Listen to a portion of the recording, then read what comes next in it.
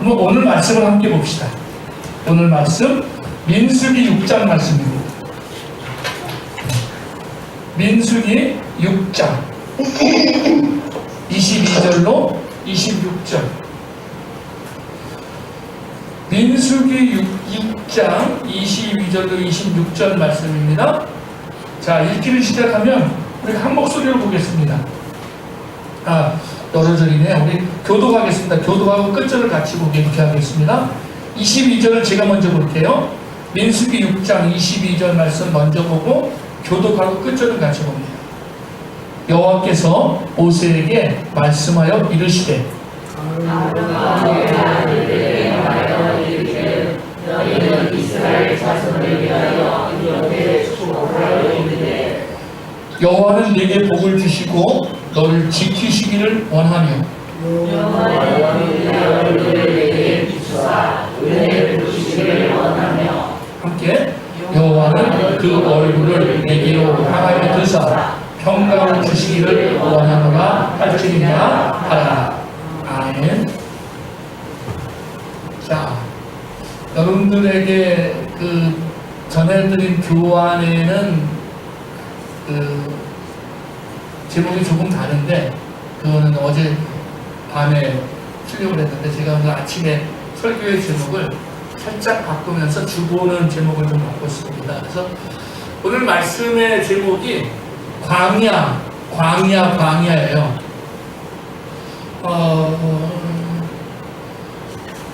우리 인생에 대한 많은 표현들이 있잖아요. 그죠? 인생에 대한 표현 중에 하나가 나그네라는 표현이 아닐까 생각을 해요. 우리 옛날 노래 중에 인생은 나그네길이라는 노래도 있잖아요. 인생은 나그네길. 제가 제대로 부르면 좀 잘 부릅니다. 근데 성경도 보게 되면 굉장히 많은 부분에 우리 인생에 대한 표현이 나그네 같은 표현들을 많이 써요. 우리 베드로 전서에도 베드로 사도도 우리 인생을 이야기하면서 나그네와 행인 같은 너희에게 내가 한 말이 있다 라면서 전개를 하러 가시거든요. 우리가 나그네예요.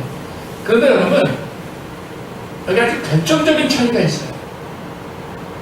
세상에서 사람들이 이야기하는 나그네는 그 노래 가사처럼 어디서 왔다가 어디로 가는지 모르는 나그네예요. 근데 우리는 나그네예요. 근데 우리는 어디서 왔다가 어디로 가는지 아는 나그네예요.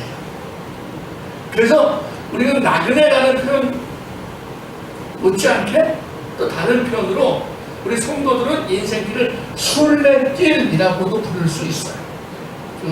돌아보는 길이 우리 인생에 대한 성경적 표현일 거라고요.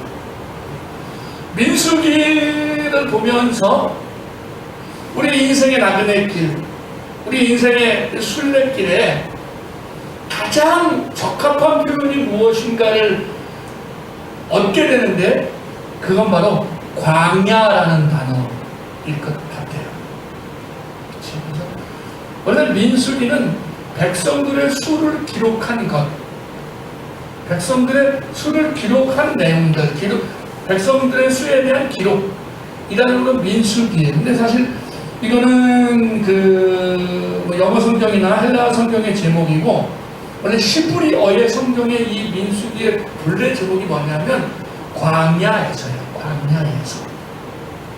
그래서 제가 오늘 말씀의 제목을 광야라고 잡아보았는데, 이거는 민수기 전체 내용을 제가 세 가지로 보고 있다는 것을 의미하는 거예요. 그렇죠? 그래서 첫 번째는 뭐냐면 상상하지도 못했던 광야. 두 번째는 이것이 광야였구나. 즉 광야 생활. 세 번째는 광야를 끝내는 비결. 상상치 못했던 상황에서 살았던 이스라엘 사람들의 모습, 기어이 광야에 들어가서 살게 된 광야의 생활, 그리고 그 광야를 마무리하는 새로운 이제 가나안으로 들어가는 새로운 준비, 새로운 모습, 이런 것들이 민수기에 드러나 있어요. 그래서 민수기에 많은 주제가 있지만 가장 중요한 주제는 광야가 아닐까, 그 생각을 해 봅니다. 이스라엘 백성들이 출애굽한 이후에 시내산에서 10계명을 받죠. 그리고 성막을 짓습니다. 시내산 앞에가 시내 광야인데, 그리고 그 출애굽기 내용이고, 그리고 이제 어떻게 하나님을 만나는가, 제사법이 나오죠. 어떻게 거룩하게 살 수 있는가, 정결법이 나옵니다. 먹는 음식, 못 먹는 음식 등등을 이야기하고 깨끗해지는 법을 이야기합니다. 그 레위기의 내용이었습니다. 민수기가 시작되면서 그 시작이 뭐냐면 바로 하나님께서 이스라엘 백성들을 싸움을 위한 군대로 편제해 가시는 것을 볼 수가 있어요. 결국 성도란 뭐냐? 하나님의 군대다. 성도란 뭐냐? 군사의 삶을 살아가야 되는 것이다 라는 것을 민수기는 우리에게 이야기해 줘요. 자, 그러면 누가 하나님의 군대가 될 수 있을까요? 하나님이 이스라엘 백성들에게 첫 번째 민수기를 보게 되면 두 번의 그 인구 계수가 나옵니다. 첫 번째 인구 계수, 이 1장에서 나오는 인구 계수는 이스라엘 백성들이 가나안에 들어가기 전에 하나님이 이스라엘 백성들을 군 체제로 바꾸잖아요. 군대 체제로 바꾸면서 누가 하나님의 군대가 될 수 있는데 조건을 이야기해요. 첫째는 하나님의 자녀들만이 하나님의 군대가 될 수 있어요. 이스라엘 자손만이. 왜 이게 중요한가 하면 출애굽기 12장 출애굽할 당시를 보게 되면 이렇게 표현해요. 수많은 잡족과 양과 소와 심이 많은 가축이 그들과 함께 했다. 즉 이스라엘 백성들이 출애굽할 때 이스라엘 백성들만 나오지 않아요. 다른 민족들, 노예 생활하던 민족들이 같이 나왔어요. 같이 따라 나왔습니다. 그래서 성경은 수많은 잡족들, 다른 민족들이라고 표현을 해요. 자, 그런데 이제 가나안 땅에 들어가기 직전에 그들을 군대로 편성하는데 이 잡족들은 어떻게 되느냐? 이들은 하나님의 군대가 아니에요. 따라왔어. 좀 표현이 좀 그렇습니다만, 아주 조심스럽습니다만, 넓은 의미의 교인, 넓은 의미의 기독교, 인이라고 이야기할 때, 우리가 그 안에 하나님의 군대에 들어가는 군사가 있을 수 있고, 하나님의 군사가 될 수 없는 사람도 있다는 거죠. 그것은 뭐냐? 하나님의 자녀들만이 하나님의 군대로 편제될 수 있어요. 예수 그리스도를 주로 고백한 사람, 예수 그리스도를 믿는 사람만이 하나님의 자녀요, 하나님의 군사입니다. 이게 첫 번째, 이스라엘 자손들만이 하나님의 군대가 될 수 있어요. 두 번째는 뭐냐면 만 20세 이상이 되어라 라고 이야기하잖아요. 만 20세, 성장과 성숙을 이야기해요. 아무나 군대가 되지 못하죠. 태어나자마자 이놈은 교장대하네? 넌 군대 해라! 할 수 없어요. 저희 아들이 태어날 때 4.45인가 하고 4.43인가 태어났거든요. 정말 크더라고요. 1년 후에 제 친구 목사님이 쌍둥이를 출산을 했는데 걔네들 둘 합친 것보다 저희 아들 무게가 더 나갔어요. 장대했죠. 4.45인가 4.43이었으니까 야, 너는 크구나. 그래서 간호사실에 있던 사람들이 농담 삼아서 얘는 책가방 내주면 바로 학교 가겠네 라고 이야기했을 정도였어요. 그럼 아이가 크니까 크게 태어났으니까 넌 바로 군대 들어가, 넌 바로 군사야 라고 말할 수 없죠. 그로부터 꽤 긴 세월이 흐른 다음에 2019년 4월 15일 날 입대했습니다. 시간이 지나요. 성장해야 돼요. 성숙해야 돼요. 하나님의 자녀가 군사가 됩니다. 군대가 됩니다. 그러나 여기서 하나 더 중요한 것은 성장한 사람만이, 성숙한 사람만이 하나님의 나라의 군대가 될 수 있어요. 그러니까 믿음의 성장, 믿음의 성숙이 필요한 중요한 이유가 됩니다. 자, 이제 군대를 조성한 다음에 이스라엘 백성들이 진을 조성을 하죠. 이제 여러분들에게 나누어드린 교환을 보시면은요, 교환을 한번 보시면은 그림이 있죠. 진 그림이 있어요. 이스라엘 진영 배치도가 있습니다. 이 배치도는 두 가지로 되어 있는데, 먼저 밑에 것을 보게 되면, 밑에 배치도를 보게 되면, 이건 이스라엘 백성들이 머물 때, 멈춰 있을 때 이런 배치를 해요. 즉 성막이 가운데 있습니다. 성막을 주위로 레위 족속들이 네 부분으로 나눠서 족속별로 나눠가지고 성막을 감싸고 있습니다. 그리고 레위 족속 그 겉으로 12지파가 세 지파씩 나누어서 맨 앞에는 동쪽 전방에는 유다, 이사갈, 스불론, 이렇게 해서 세 지파씩이 성막을 감싸고 있습니다. 이게 뭐냐면 하나님의 군대는, 자, 군대 조직을 했어요. 진을 짰어요. 근데 뭐가 없어요? 성경에 이스라엘 백성들이 군대로서 훈련받은 적이 없어요. 군대하면 군대가 되려면 뭐부터 해야 돼요? 훈련해야지. 훈련병 해야 돼. 훈련병. 그리고 정식 군인이 된 다음에도 끊임없이 훈련해야 돼. 그래야 군대가 되는 거예요. 군인이 되는 거잖아요. 그런데 이스라엘 백성들이 하나님의 군대가 되어서 일장에만 싸우려 하느라, 싸움에 대한 이야기가 몇 번이나, 10몇 번이 나와요. 싸우게 하기 위함이다, 싸우려 합니다. 그러면서 싸움을 준비하기 위해서 하나님이 수없이 군대를 조직했다고 이야기하는데, 막상 훈련에 대한 이야기는 아무도 없어요. 그러면 뭐가 필요해요? 무기라도 줘야지. 무기가. 돌도끼라도 하나씩 주고 있어야 될 거 아니야. 칼이라도 하나씩 줘야 될 거 아니야. 이런 얘기가 전혀 없어요. 이스라엘 군대의, 하나님 군대의 특징은 뭐냐면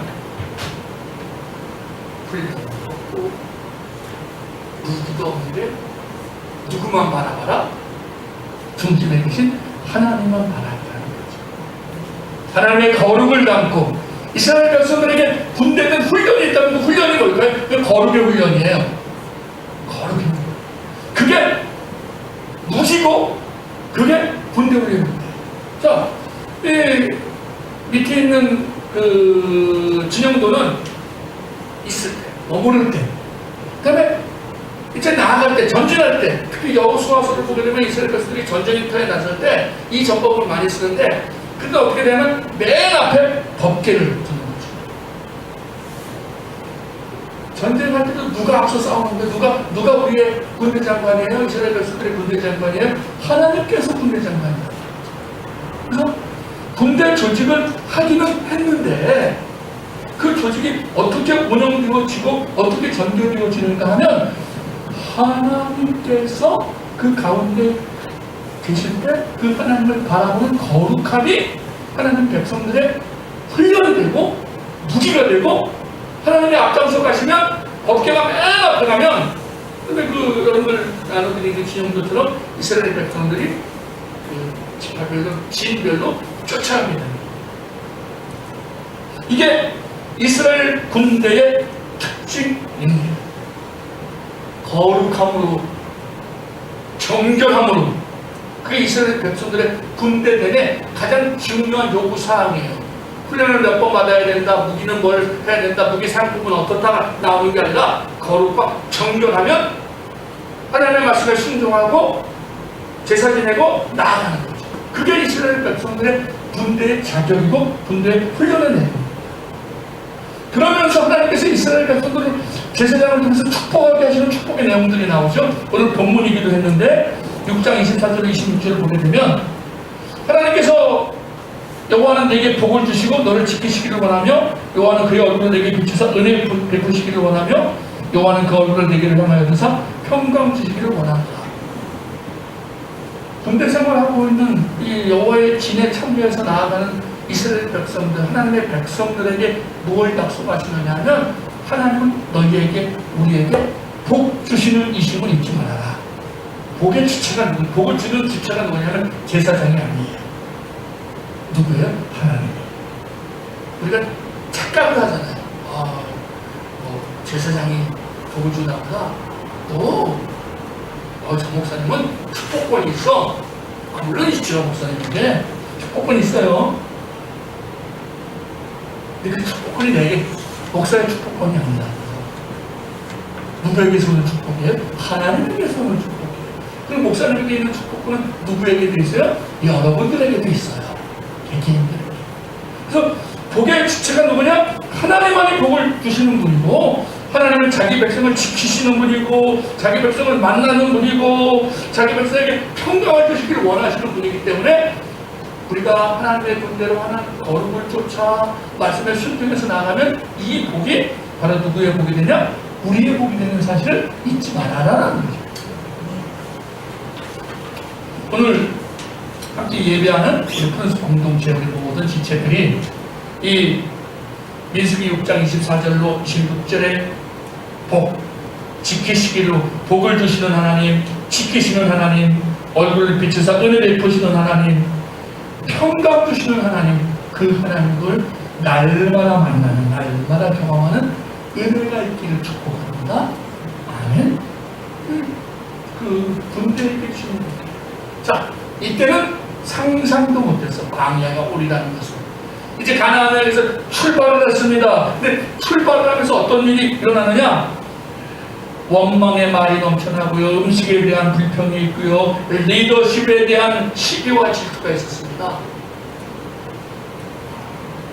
광야에서 만나는 첫 번째 문제는 뭘까요? 불편. 집에서 생활하는 생활과 다르죠. 잠자리가 달라요. 환경이 달라요. 집이 달라요. 불편합니다. 두 번째는 그 불편함은 뭘 그려집니까? 먹는 걸 먹는 거죠. 사람이 뭐니 해도 배가 든든하고 배부르면 여유가 생겨요. 여러분 그런 얘기 있잖아요. 중요한 회의를 할수록, 중요한 결정을 앞둔 회의를 할수록 밥 먹고 해야 돼. 밥 안 먹고 하면 짜증들 낸다는 거예요. 화들. 진짜예요, 진짜. 근데 며칠씩 굶기고, 이거 불편하면 이스라엘 백성들이 어쨌든 노예 생활이었지만, 먹는 문제에 대해서는 어려움을 안 느꼈던 것 같아요. 보게 되면 생선과 오이와 참외와 부추와 파와 마늘. 얘네가 몸에 좋은 거 다 먹고 사는데. 어떤 분들은 좀 우스갯소리로 부추, 파, 마늘, 그게 다 그 몸을 강하게 하는 그런 음식이었다고 이야기를 해. 어쨌든 이 피라밋을 건설하면서 노동을 하면서 버틸 수 있는 체력을 든든히 제공했다고. 고기도 먹었다고. 먹는 문제, 우리 하나님의 자녀로 살아갈 때 일상과 다른 삶이 오고 일상과 다른 먹을 거리가 오고 또 뭐가 문제가 되느냐면 리더가 많아요. 내가 다 이걸 다 참겠는데 우리 목사님만 보면 짜증나 죽겠어. 부장님만 보면 열받아 죽겠어. 대표만 보면 진짜 돈만 아니면 바로 월급만 아니면 바로 그냥 때려쳤을 텐데 적금 들어놓은 것도 있고 도와야 될 돈도 있고 리더십에 대한 고민들이 어디에 있어요. 이게 어디에서? 광야에서 오는 사건이었다. 이 문제 하나의 문제들을 해결해 갑니다. 하나님께서 이 문제를 해결해 주시고 또 도와주셔서 해결해 갔는데 결정적으로 광야가 오게 된 긴 광야, 지금 짧은 광야였는데 이 광야가 40년으로 이어지던 계기가 13장, 14장에 기록되어져 있죠. 이제 그 가데스 바네아라는 지역은 그 다음에 그 지도 있지 않습니까? 출애굽 경로와 가나안 그 지도 있죠. 그 지도를 보세요. 보시면 이스라엘 백성들이 곧세 남색 곧센 지방에서 출발해서 숫곳을 거쳐서 다음에 홍해의 그 지류 부분을 그 홍해 부분을 딱 건너서 넘어왔습니다. 마라와 엘림과 다음에 시내산. 이 시내산에 대한 위치에 대한 논쟁은 신학적으로 이어지고 있습니다만 현재 이게 이제 일반적인 학설이기 때문에 이렇게 진행을 합니다. 시내산에서 이 시내 광야에서 조금 전에 이야기했던 그 앞부분들이 진행이 됐어요. 그래서 이스라엘 백성들이 와가지고 어디까지 왔느냐? 가데스 바네아까지 왔어요. 가데스 바네아는 이제 가나안 땅에 올라가기만 하는 데는 멀지 않은 곳이잖아요. 그러니까 가데스 바네아에서 정탐꾼을 파송을 하죠. 야, 그딴 여행이 어떤지 보고 와라. 각 집합에서 똑똑한 사람, 리더급, 차세대 리더들, 다음 지도자 후계자들 다 보냅니다. 근데 이들 와서 이 가데스 바네아에서 가나안 정탐꾼을 보내고 12명이 갔다가 돌아오죠. 돌아와서 그들이 보고하는데 그들의 보고는 첫째는 객관적인 보고가 있었습니다. 그 땅은 정말 적과토기 뿌리는 땅이더이다. 근데 그곳에는 네필의 후손이 아낙 자손이 있더이다. 이것까지 객관적인 상황이에요. 자, 두 번째 그들이 주관적인 판단에서 보고합니다. 우리는 스스로 보기에도 메뚜기 같고 그들이 보기에도 그와 같을 것입니다. 그들은 결론을 내버리죠. 뭐라고 결론을 내버려요? 우리는 들어가지 못합니다. 정탐꾼의 사명이 있으면 사실만 보고하면 되는 거예요. 객관적인 보고만 하면 되는 거예요. 그 땅 정말 적합군이 흐릅니다. 과일도 가져왔어요. 이렇게 좋아요. 너무 멋있어요. 괜찮아요. 근데 내 생각에는 못 들어가. 불가능합니다.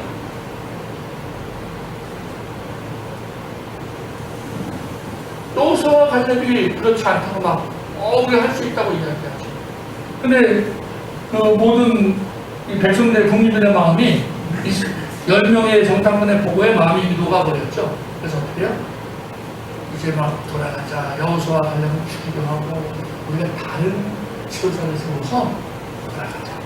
차라리 광야에서 죽는 게 나을 뻔했다. 우리가 광야에서 죽는 게 나을 뻔했다. 하나님이 진노하셔. 내가 언제까지 너희를 찾겠느냐. 그래, 그럼 네가 말한 대로, 너희가 말한 대로 내가 그대로 이루어주마 라고 말씀하셨어요. 근데 뭘 이야기했어요? 차라리 죽는 게 나을까.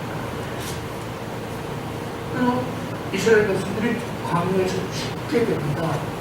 20세 이상의 사람들. 근데 그 기간이 어떻게 되는 거죠? 40일 정탐의 기간 동안을 하루를 1년씩 해서 40년을 방황을 하게 되면서 이스라엘 백성들이 왜 광야에서 헤매야 되는가, 왜 광야에서 고통을 당하는가가 많이 결정적으로 계속 이어져 왔지만 쌓였지만 가데스 바네아의 사건이 있어요. 자, 그런데 말이죠. 사실 이스라엘 백성들의 이 원망과 불평이 하루 틀이 아니잖아요. 그야말로 출입할 때부터 입에 달리기 원망이었고 입에 달리기 불평이었는데 왜 하나님은 이 가데스 바네아 이 사건에서 그말을 폭발하셨을까? 기껏 잘 참아내시고서 기껏 봐주시고서 하다못해 시내산에서 금송아지 만들었을 때도 봐주셔놓고는 왜 이 가데스 바네아에서는 하나님이 결국은 20살 이상의 장성한 사람들은 다 진멸해버리시고 다음 세대들, 광야 이후의 세대들을 그 가나안에 들어가게 하셨을까? 여러 내용들이 있습니다만 이것은 갈렙이 이야기하자면 이스라엘 백성들이 하나님에 대한 부인이에요. 하나님의 존재에 대한 부인이죠. 아담과 하와가 범죄한 이후에 하나님은 셋의 후손을, 그 다음에 노아를, 아브라함을, 이삭과 야곱을 430년의 광야 생활을 통일을 하면서 어떻게 보셨어요? 이 믿고 구원하시는 하나님의 그 재앙기 프로젝트를 정말 열과 성을 다해서 진행해 오셨어요.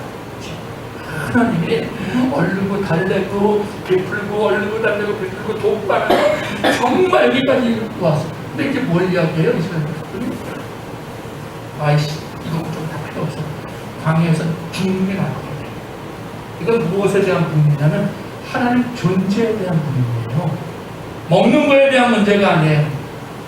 먹는 문제 이런 거 얼마든지 봐줄 수 있어요. 뭐 원망하는 문제 봐줄 수 있어요. 근데 이거는 뭐냐면 지금까지 하나님이 행해 오신 하나님의 일하심에 대한 하나님의 신실하심에 대한 부인이고 반영인 거죠.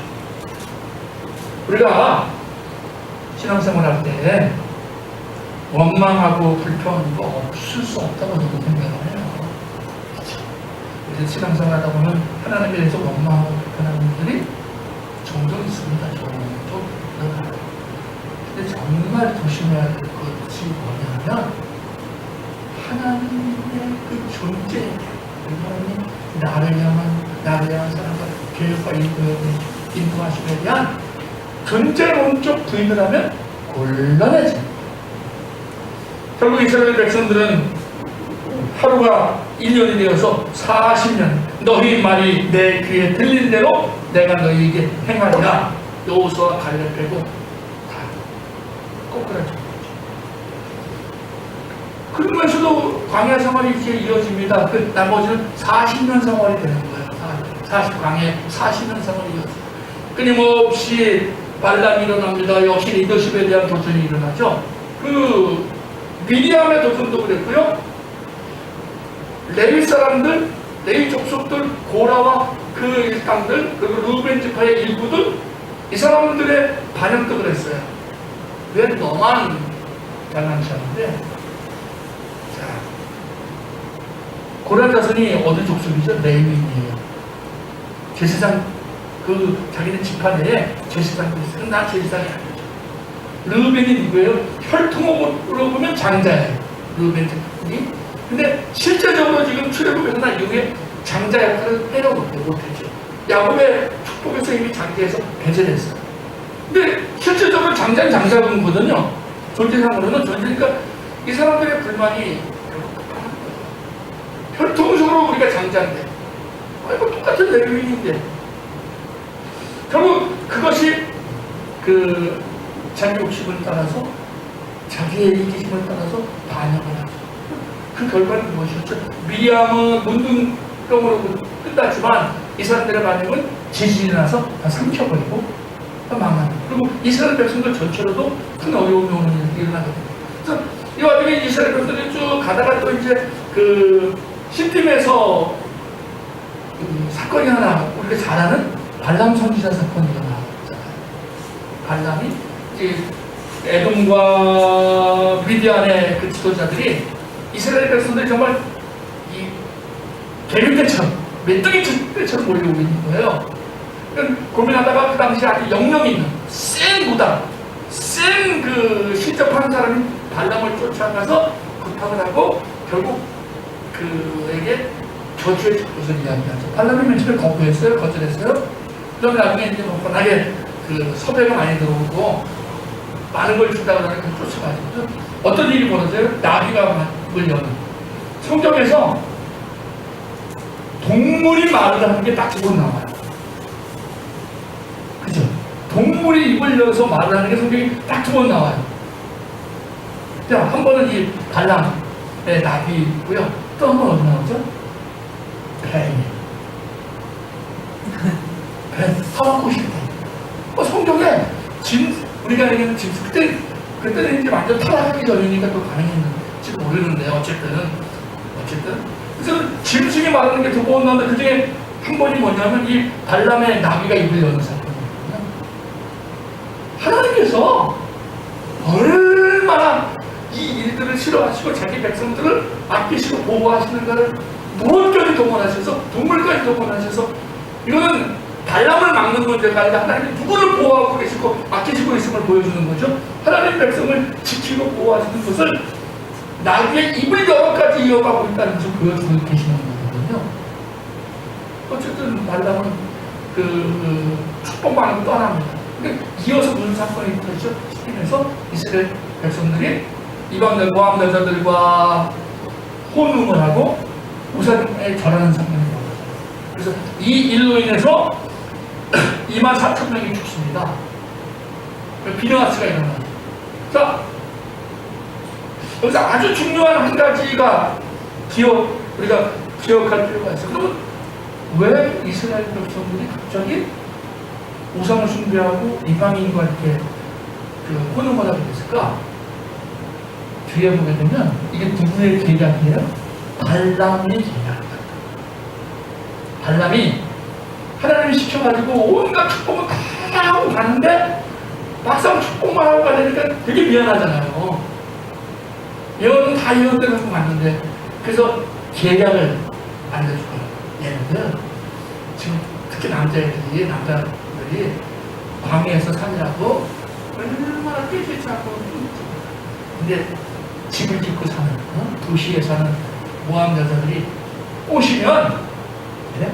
가능하고 그런 거예요. 여러분들 이스라엘 백성도 광야 약 40년이 끝날 때쯤이니까 맨날 그 흙바람 속에 모래바람 속에 그 텐트 속에 사는 사람들 얼마나 깨끗해요. 여인들이 좀 꾸며야 이쁘거든요. 이제 나중에 알게 되고 아름다워. 그냥 집에서 시장을 하는 여인들도 이쁜 거예요. 모함 여인들이 오신 거예요. 이게 은행과 우상숭배를 이어지는 거죠. 결국 어떻게 됐어요? 이스라엘 백성들이 그래서 그 여호수아서에도 그렇고 신명기서에도 보게 되면 민수기 31장에도 보게 되면 이스라엘 백성들이 이 전쟁을 치르면서 어떻게 하느냐면 발람을 죽여버리죠. 발람을 죽여버리는 사건이에요. 왜냐하면 이 사건 때문이었습니다. 결국은 무리바에서의 물 사건도 있고 모세와 아론도 결국은 하나님의 영광을 드러내지 않고 하나님의 그 거룩함을 드러내지 않아서 결국 그들도 가지 못합니다. 모세와 아론이 가나안에 들어가지 못했고 꼬꾸라졌어요. 무슨 얘기예요? 다 실패했다는 얘기예요. 다 실패했어요. 이건 무엇을 역설하느냐면 우리도 우리 힘으로 우리 눈으로 하나님 나라까지 하나님 백성으로 살 수 있다 없다? 안 된다는 얘기죠. 불가능하다는 얘기예요. 모세와 아론도 실패했어요. 이 사람 모세는 온유한 사람이라고 하셨는데 내 친구와 같은 사람이라고 하셨는데 모세도 실패했어요. 근데 이후에 이제 다시 광야가 이제 마무리해서 광야 생활을 끝내고 들어갑니다. 어떻게 가능했어요? 순종하는 거예요. 정결케 하고 말씀에 순종해서 요단 동쪽을 정복합니다. 결국은 가나안으로 들어가는 문이 열리게 됩니다. 이것은 광야를 끝내는 비결이 뭐였느냐? 하나님 말씀에 순종한 거룩함이었습니다. 오늘 이제 두 번째 계수를 하죠. 숫자는 비슷했어요. 어느 광야에서 좀 이렇게 죄를 지었던 지파들은 숫자가 좀 줄었고 숫자가 좀 는 지파도 있죠. 근데 하나님께서 그 모든 것을 어떻게 균형을 맞춰서 이끌어 가셨던 것을 이해하게 해줘요. 결국 한 가지 중요하지 않은 것 같은데 두 번이나 등장하는 게 일명 슬로 보아스의 짤들에 대한 이야기가 나오거든요. 고대 중동사회에는 여성들은 재산권이 없었습니다. 유산을 물려받을 자격이 없었습니다. 이스라엘 당시도 그렇고. 그런데 이제 지파의 땅 숭배 이야기를 하면서 슬로 보아스의 딸들이 모세한테 와서 항의를 해요. 소원 말이에요. 우리 아버지가 아들이 없는데 그럼 우리 아버지 재산은 어떻게 합니까? 우리에게도 재산을 아버지 몫을 주세요. 라고 이러는데 하나님이 모세를 통해서 어떻게 이건 허락하는 거예요. 여러분 고대 사회에 여성들에게 재산을 받는다고 동일히 물려받을 권리를 준 일은 없어요. 성경이 어떻게 보면 이렇게 좀 고대 사회에 기록된 걸로 해서 가부장적인 그런 느낌들이 굉장히 많이 들지만 이 결정적일 때 한 방씩이 나오거든요. 결정적일 때. 여성 제사권을 이 고대 사회 때 지금부터 한 몇천 년 전에 인정한 일은 없거든요. 실로 모아서 딸들이 나중에 이제 그 어떻게 결혼했냐면 얘는 결혼을 해도 니네 집합 사람들끼리만 해라. 그게 다른 데로 넘어가면 안 됩니다. 그래서 여성들에게 재산권이 성경이 얼마나 그 당시의 약자들, 당시에 소외된 사람들에게 그 아주 철저하게 배려하고 있는가를 이 민수기를 통해서도 볼 수가 있습니다. 다시 말씀을 마무리해야 하는데요. 교회나 성도는 뭐냐? 거룩한 싸움을 위해 부름받은 기획입니다. 그리고 군대가 운용되는 승리하는 비결은 가운데 맨 앞에 하나님을 모시고 거룩하게 순종하며 살아가는 것이다. 그러나 우리가 아무리 노력해도 우리가 아무리 손해도 우리의 이 가난을 향하는 것은 실패하는 일이 많다. 결국 무엇으로만 가능하다? 하나님의 은혜로만 가능한 건 잊지 말자. 하나님의 도우심으로만 가능하다. 우리가 하나님의 은혜를 구하고 날마다 은혜의 보좌 앞에 나아가는 것이 결국 이 광야를 끝내, 아니 광야를 오지 않자, 또 광야를 조기적으로 가고 가나안으로 들어가는 지름길이 된다. 광야의 불편함 속에 우리가 있습니다. 지금 광야에 계십니까? 원래 오늘 처음 설교 제목 드렸었는데 광야를 지르고 있다면 여러분 이제 우리가 다시 가나안을 향해서 나아가는, 하나님을 모시고 하나님과 함께 바라보면서 거룩함을 사모하면서 정말 말씀대로 살아갈 때 하나님이 약속하신 가나안을 향해서 얻는, 나아가는 놀라운 축복이 임하게 될 줄 믿습니다. 기도하겠습니다.